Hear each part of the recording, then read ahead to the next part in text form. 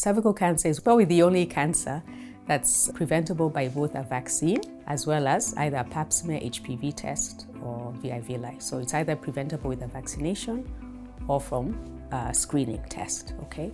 So if, first for all women, please advise your younger sisters, your daughters between the ages of 10 and 14 to go and get vaccinated. For any woman above 25, they should go for pap smear screen. So the aim of screening is not for us to say, oh my God, you have cancer. I think that's another big misconception that keeps people away.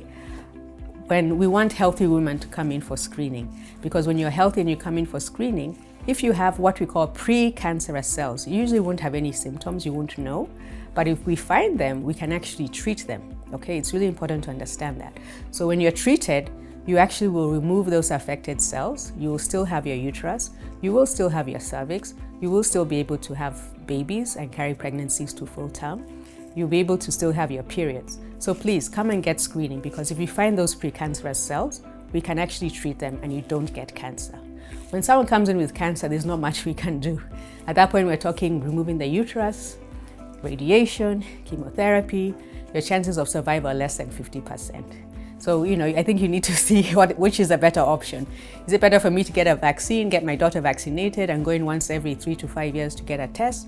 Or do I want to wait until I'm bleeding and in pain to only be told, oh, you have cancer, your chance of survival is less than 50%.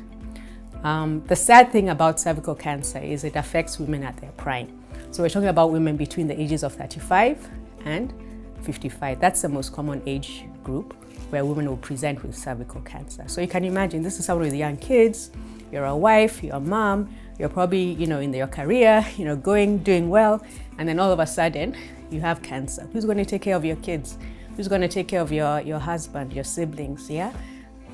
So it takes women at the prime of their lives. And the sad thing about it, you can actually prevent it. There's no need for anyone to die from cervical cancer. These are things we can prevent. It's the only cancer that's actually preventable.